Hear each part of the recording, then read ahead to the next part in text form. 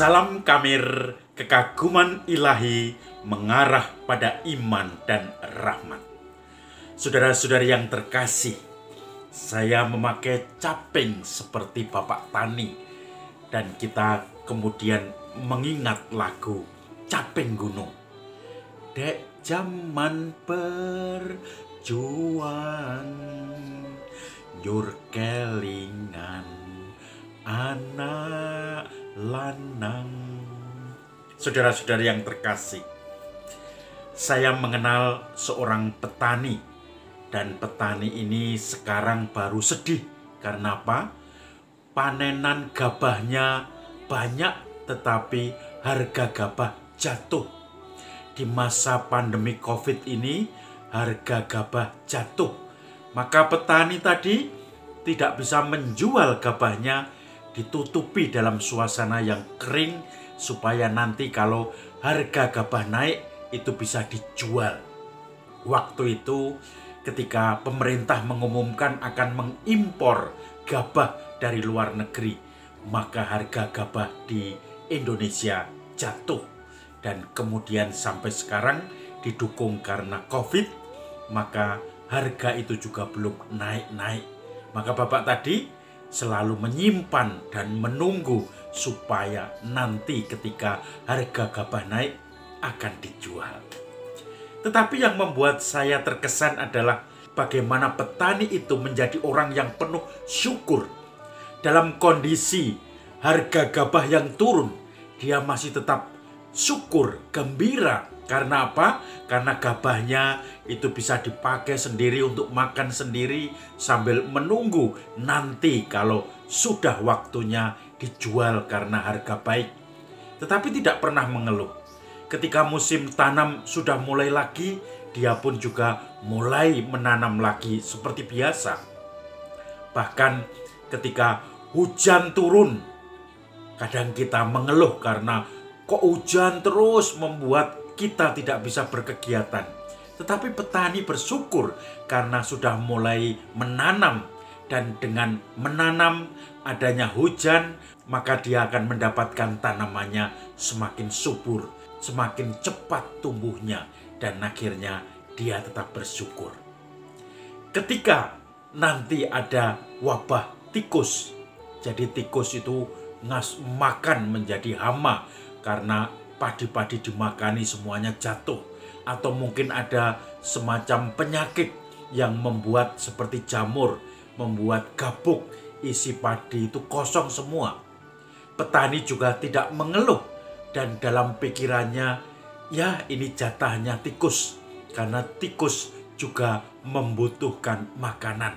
Tikus yo umate Gusti piyambak. Nah, tikus juga umatnya Tuhan sendiri yang suatu saat memang butuh jatah untuk padinya.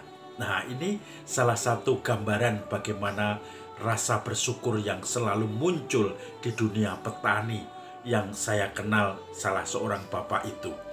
Dan nanti kalau ada kegagalan lagi, mungkin kok sekarang panas tiba-tiba.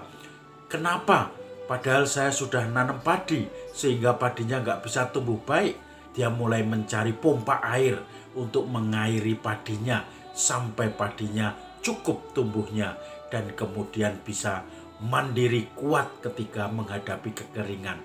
Maka dia pun juga tetap bersyukur bahwa ternyata ini ngelariske yang menyewakan diesel, memberi masukan income bagi mereka yang menyewakan diesel-diesel, dan semuanya ini menjadi syukur dari petani-petani itu. Walaupun ditimpa kemalangan, tetapi tetap bersyukur. Tentu saja tidak semua, tetapi syukur ini yang kadang di luar nalar kita. Ketika kita mengeluh karena hujan terus, kita tidak bisa kegiatan di luar. Para petani bersyukur karena ada hujan yang cukup untuk menumbuhkan tanamannya. Ketika kita merasakan panas, musim panas, kalau keluar keringatan tidak enak, rasanya risih dalam badan ini. Petani justru dengan syukurnya menanam palawija, menanam semangka, menanam tanaman-tanaman yang tidak membutuhkan banyak air, sehingga akhirnya panen raya, dan panen itu membuat hasilnya melimpah. Dia juga tetap bersyukur ketika musim panas tiba, ketika tidak ada hujan, karena di situ semangka-semangka, melon-melon akan panen bagus, manis, dan harganya mahal. Saudara-saudari yang terkasih, Injil hari ini juga berbicara tentang syukur orang-orang sederhana. Yesus mengatakan, "Aku bersyukur kepadamu, ya Bapa, Tuhan, sebab seluruh kebijaksanaan Kau berikan kepada orang yang kecil dan sederhana, tetapi Engkau sembunyikan bagi orang yang bijak dan pandai." Artinya apa? Orang yang sederhana, orang yang merasakan selalu bersyukur, ini semua melihat kebijaksanaan Tuhan. Selalu mensyukuri apa yang dia alami karena dia melihat bahwa Tuhan memberi berkat kepada ciptaan, kepada dirinya, dan juga kepada semua ciptaan yang ada di bumi ini.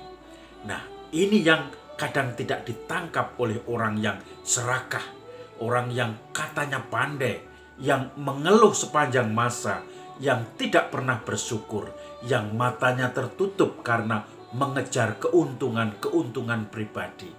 Nah, ini yang dianggap oleh Yesus orang yang cerdik pandai, yang merasa pandai, yang merasa tidak butuh bersyukur, tidak butuh memohon pada Tuhan, sehingga akhirnya hanya komplain, keluhan, bersungut-sungut dalam hidupnya.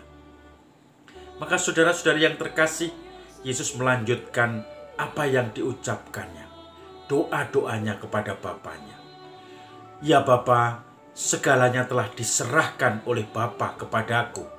Maka tidak ada yang mengenal anak selain Bapa, dan tidak ada yang mengenal Bapa selain anak, dan selain orang-orang yang kepadanya anak mengungkapkannya, mengenalkannya, mengajarkannya." Dan itu menjadi pengajaran Yesus kepada semua orang.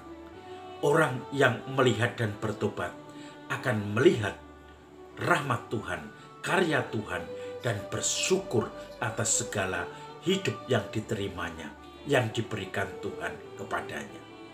Maka saudara-saudari yang terkasih, sekarang dalam hidup ini, dalam masa pandemi juga di mana banyak orang yang sakit karena COVID atau bahkan meninggal karena COVID ini, masihkah kita bisa melihat kebaikan dan cinta kasih Tuhan, rahmat Tuhan yang patut kita syukuri?